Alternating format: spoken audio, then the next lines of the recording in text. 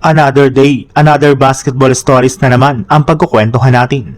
At ngayon nga ay pag-uusapan natin ang balitang pagbabalik na ni Devin Booker sa Phoenix Suns at ang balitang pagkuha ng Golden State Warriors kay Lonzo Ball.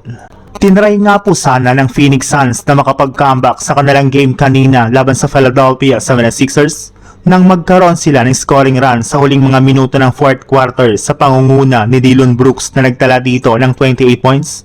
Ang problema lang hindi para naman nga po ito naging sapat matapos silang kapusin sa oras at maprotektahan pa ng 76ers ang kalamangan nito. Kaya sa huli ay natalo pa rin nga po sila dito na siyang dahilan bakit umabot na sa 2 games ang kanilang losing streak. Mabuti na lang kahit man sunod-sunod ang kanilang pagkatalo ay may positibo rin naman nga pong nangyari ngayong araw sa kanilang kupunan. At isa na nga po dito ay ang pagtatala agad ng kanilang superstar na si Devin Booker ng 21 points sa kanyang unang beses na pagbabalik sa team mula nang magtamo siya ng ankle injury.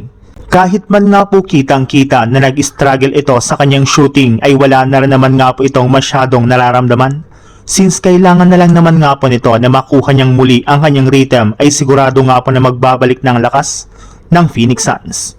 Sa ibang balita naman, nabanggit na nga po noong nakarang araw na natapos na nga po ang bilang ng mga games na mapaglalaroan lamang ni Pat Spencer sa Golden State Warriors bilang isang two-way player. Kaya kailangan na nga po siyang i-waive o tanggalin ng GSW ngayong season base sa rules ng NBA. Ngunit ayon na rin naman nga po sa pinakahuling inilabas na balita ngayong araw, wala rin naman nga pong balak ang Warriors na tanggalin si Pat Spencer matapos ang ipinakita na tong performance ngayong season sa kanilang mga nakalipas na laban.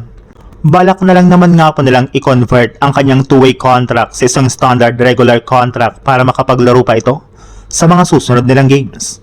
Dahil nga po sa mga ginawang move ng GSW sa trade deadline ay nakabuo rin naman nga po ang kanilang team ng sapat na cap space at bakanting pwesto sa kanilang lineup.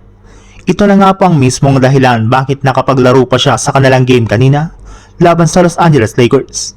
At bukod nga po sa pagkuha kay Pat Spencer, plano rin naman nga po ng GSW na kunin ang isa pa nilang target na player na si Lonzo Ball na binabalakan na nga po nilang papirmahin ng kontrata matapos maging official ang pag-waive sa kanya ng Utah Jazz.